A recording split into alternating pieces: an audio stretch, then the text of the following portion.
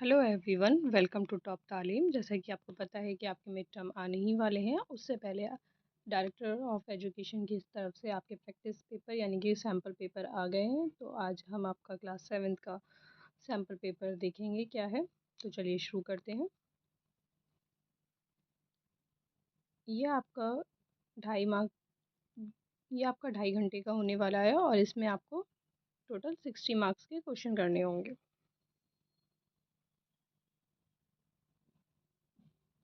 ये आपका 2.5 घंटे का होने वाला है और मार्क्स इसमें 60 के हैं। तो चलिए शुरू करते हैं। पहला सवाल जो है आपका, ये आपका 5 नंबर का है। एक एक नंबर के इसमें सवाल होंगे एमसीक्यू। और ये आपका अनसिन पैसेज होगा। जैसे क्या दिया है, दर्ज झेल गैरी दरसी नसरी इक्तिसाब को गौर से पढ़िए और उससे मुताल्लिक पूछे गए सवालों के जवाब दीजिए। तो इसको आपको पढ़ना है अच्छे से और उसके जवाब देने हैं। तो क्या है, बाग में फूलों के ऊपर उड़ते हुए खूबसूरत तितली सबसे जोर दिखाती हुई होगी, लेकिन तितली की उम्र बहुत कम होती है। ये हंसी फूलों पर उड़ते हैं और उनका रस पीकर जिंदा रहती है। तितली को उड़ने के लिए कुदरत ने 4 पर दिए हैं। तितली के पर बहुत कमज़ोर होते हैं। तितली अपने नाजुक परों से फूलों पर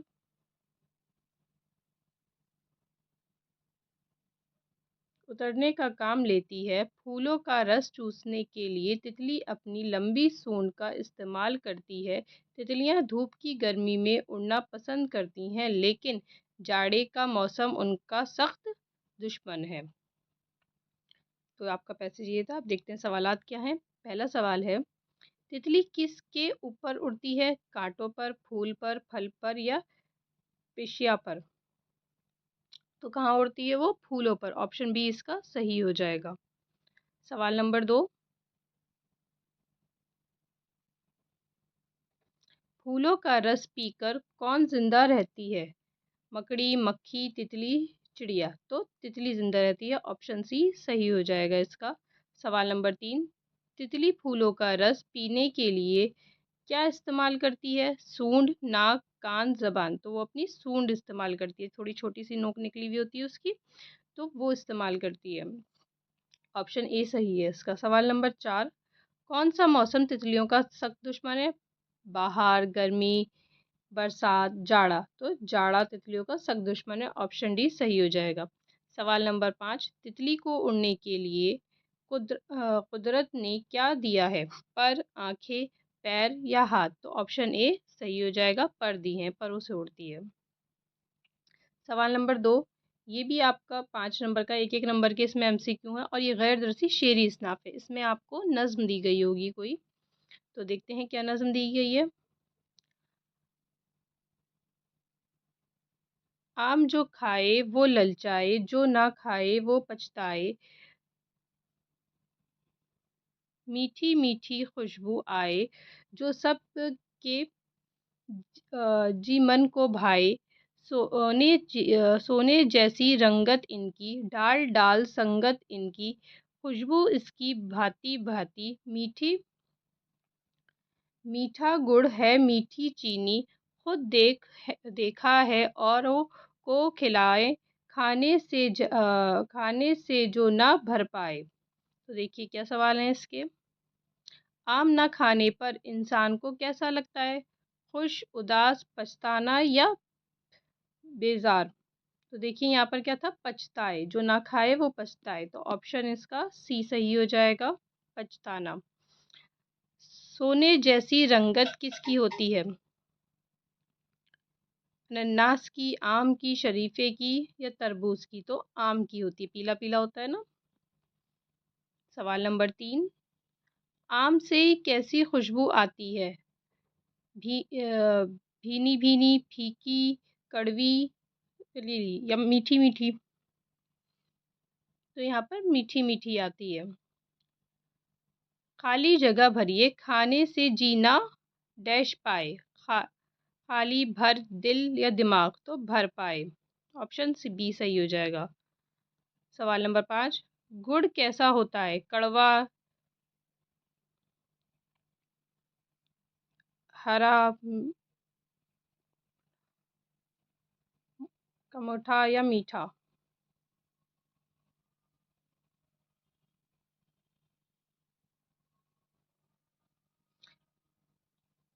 गुड़ कै सवाल नंबर 5, गुड़ कैसा होता है? कड़वा, हरा, खट्टा, मीठा? तो मीठा होता है गुड़। सवाल नंबर 3 पे आते हैं। ये भी आपका 5 नंबर से है, लेकिन ये आपका दरसी शेरी इस्नाफ है। इसको पढ़कर आपको जवाब देने हैं, यानी कि आपकी बुक का ही एक असली इस्नाफ, एक पैसेज लिया गया है। तो देखते हैं क्या है। एक गरीब मुसाफिर अपने गांव से चला, शहर में पहुंचा। चलते चलते उसकी नज़र एक मस्जिद पर पड़ी। देखा कि देखा कि एक शख्स जौ की सूखी रोटी पानी में भिगो भिगो कर खा रहा है। मुसाफिर बहुत देर तक गौर से देखता रहा और सोचता रहा कि किस इत्मीनान, सुकून और खुशी से वो सूखी रोटी भिगोकर खा रहा है। गरीब मुसाफिर ये मंजर देखकर और भी परेशान होकर हुआ कि यहाँ के हालात तो और भी खस्ता हैं। उससे यही कहा गया था कि शहर जाओ, खलीफा की खिदमत में हाजिर हो, अपनी परेशानी और मुसीबत का हाल बयान करो। तो ये आपका कौन से सबक से लिया गया है?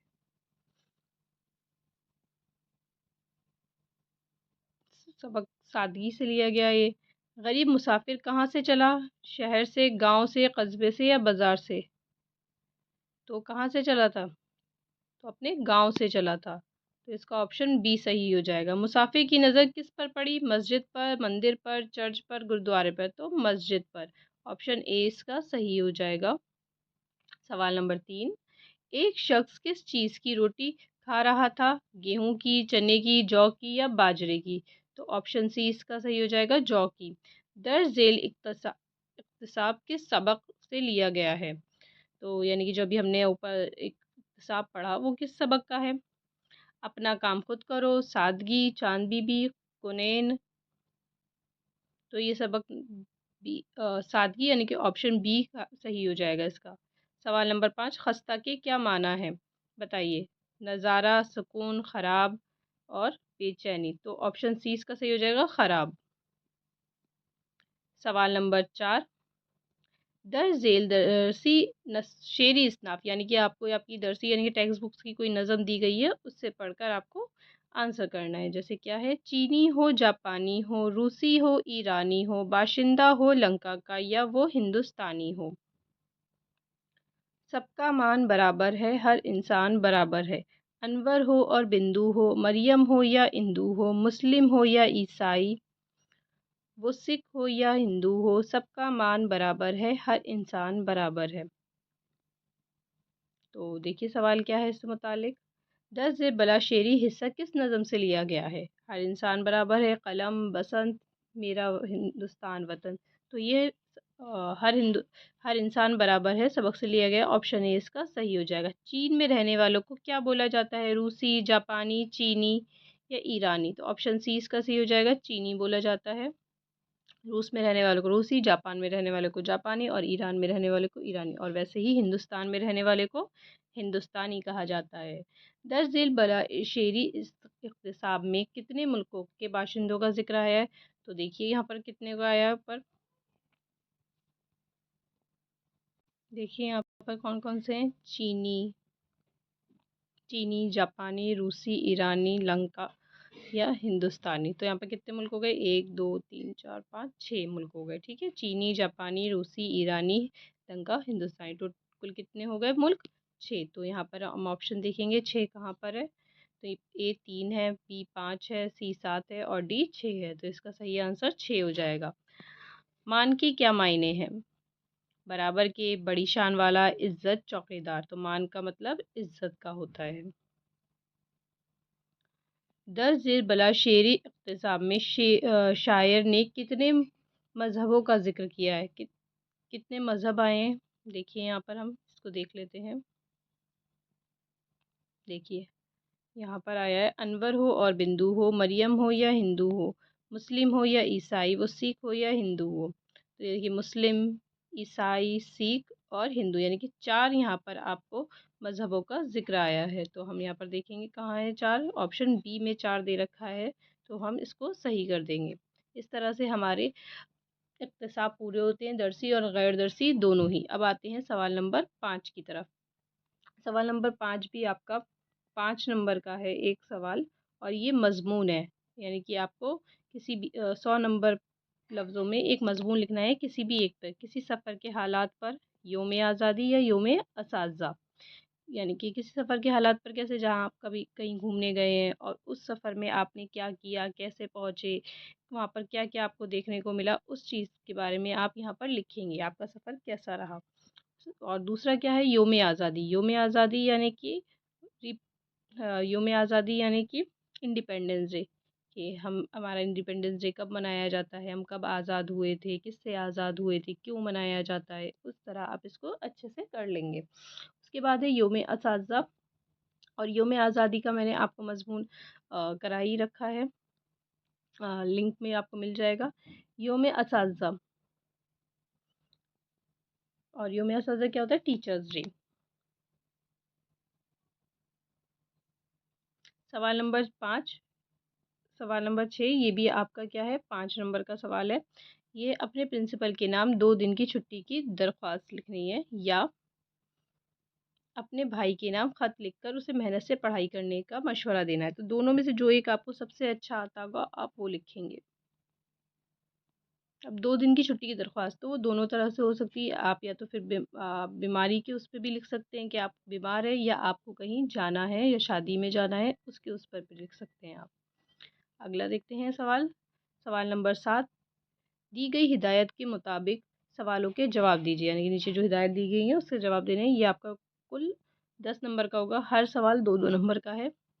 दस झेल में से सिर्फ 4 अल्फाज के मुतज़ाद लिखने हैं। मुतज़ाद क्या होते हैं बेटा? मुतज़ाद होते हैं अपोजिट वर्ड, जैसे दिन का क्या हो जाता है, रात, है ना। तो यहाँ पहला क्या दिया हुआ है, दिन। दिन का क्या, जैसा अभी मैंने बताया आपका, रात हो जाएगा। ज़मीन का क्या हो जाएगा, आसमान। बदसूरत का क्या हो जाएगा, खूबसूरत। बड़ा का क्या हो जाएगा, छोटा। बड़ा का हो जाएगा छोटा। लड़का का लड़की। इस तरह से हम मुतज़ाद अल्फाज कर लेंगे।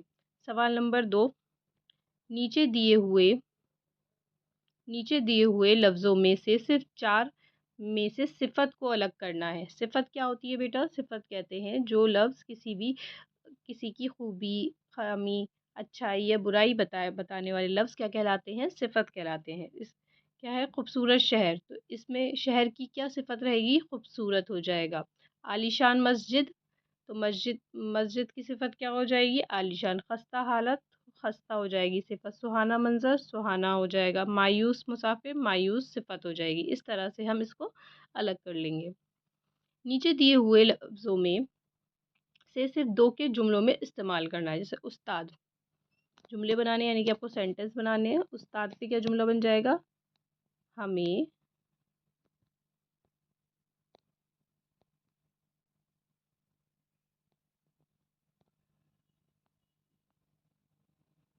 हमें उस्ताद कहते हैं, यानी कि अभी मौजूदा वक्त में जो काम आप कर रहे हो उसे कौन सा फ़ेल कहेंगे, फ़ेल माज़ी या फ़ेल हाल। यहाँ ऑप्शन आपको दिया है, तो जो हम अभी काम करते हैं उसे कहते हैं फ़ेल हाल। जो मौजूदा वक्त में हो रहा है वो फ़ेल हाल कहलाता है, जो गुज़रे हुए वक्त में होता है वो फ़ेल माज़ी कहलाता है, और जो आने वाले वक्त में होता है वो फ़ेल मुस्तक़बिल कहलाता है। अगले सवाल पे आते हैं। मिसाल के मुताबिक लफ्ज़ों को बदल कर लिखिए। मिसाल क्या दी गई है यहाँ पर आपको, इंसान है। देखिए यहाँ पर इंसान लिखा हुआ है, इंसान से इंसान हुआ, तो मुल्क का क्या हो जाएगा, मुल्को। वाव और नून गुन्ना जुड़ जाएगा इसमें। अफसर का क्या हो जाएगा, अफसर का हो जाएगा अफसरों।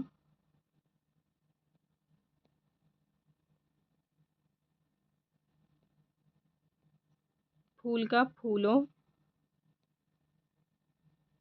पहाड़ का पहाड़ों।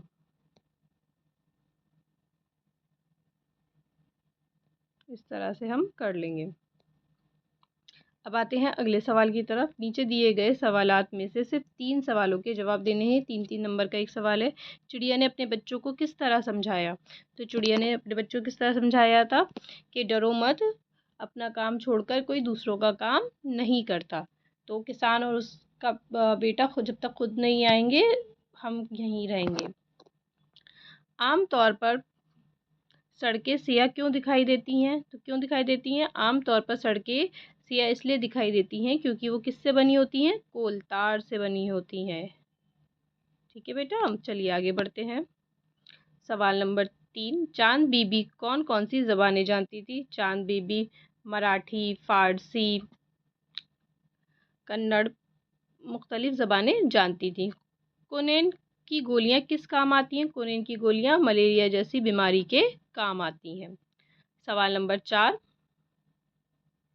सवाल नंबर 9, नीचे दिए गए सवालात में से सिर्फ 3 सवालों के जवाब देने हैं। ये आपके 2-2 नंबर के सवाल हैं बेटा, 6 नंबर हो जाएंगे इसमें आपके। सरसों के फूल हो गए, सरसों के फूल हर तरफ क्यों खिले हुए हैं? क्यों खिले हुए हैं? बसंत के मौसम के आने से हर तरफ सरसों के फूल खिले हुए हैं। कलम के रुतबे को कम क्यों नहीं समझना चाहिए? क्योंकि कलम से ही हमें क्या मिलती है? इल्म की दौलत मिलती है। कलम से ही हमारा मर्तबा ऊंचा हो सकता है। हम जितनी मेहनत करेंगे, जितने अच्छे से पढ़ेंगे, हमारा रुतबा उतना ही बुलंद होगा। बसंत किस मौसम के बाद आता है? तो बसंत बेटा बेटा जाड़े के बाद आता है। सबका मान बराबर है, हर इंसान बराबर है। इससे क्या मुराद है? इससे मुराद, यानी मुराद का मतलब ही होता है कि इसके क्या मायने हैं। तो हर इंसान बराबर है, इनकी चाहे कोई भी इंसान हो, चाहे वो कोई भी काम करता हो, कोई भी ज़बान बोलता हो, कहीं का भी रहने वाला हो, या या किसी भी मज़हब को मानने वाला हो। तो क्या है, हर इंसान बराबर है। किसी में भी हमें किसी तरह की तफरीक नहीं करनी चाहिए। और इज़्ज़त के काबिल सिर्फ वही है जो दूसरों की नेकी करता हो और सबसे भलाई करता हो। तो इस तरह हम अपने सवाल जवाब कर लेंगे। सवाल नंबर 10 की तरफ आते हैं। सवाल नंबर 10 आपका 5 नंबर का, एक एक नंबर के सवाल हैं इसमें, और ये खाली जगह है। आपको ऑप्शन भी दिए गए हैं इसमें। क्या आप डैश चांद बीबी का नाम सुना है? तो यहाँ पर से हो जाएगा, ने हो जाएगा, को हो जाएगा। तो यहाँ पर आएगा ने, आप ने। उसके वालिद अहमदनगर के डैश बादशाह थे। तो उसके वालिद अहमदनगर के हो जाएगा बेटा। चांद बीबी ने अरबी फ़ारसी की डैश तालीम हासिल की, अच्छी या अच्छे? तो यहाँ पर चांद बीबी ने अरबी फ़ारसी की अच्छी तालीम हासिल करी। सवाल नंबर 4, दोनों हंसी खुशी रहने लगी, लगे, लगा। तो यहाँ पर हो जाएगा लगे। अगला सवाल है, उसे अकबर की भेजी हुई फ़ौज से मुकाबला भी डैश पड़ा, करना, करनी, करने, करना। यहाँ पर हो जाएगा करना। तो इस तरह बेटा हमने अभी आपका मिड टर्म का जो सैम्पल पेपर था डीओई की तरफ से आया हुआ, वो हमने सॉल्व कर लिया है। आप अच्छे से प्रैक्टिस करिए इसकी घर पे, और कोई भी आपको डाउट होता है तो आप मुझसे पूछ सकते हैं कमेंट बॉक्स में। Thank you.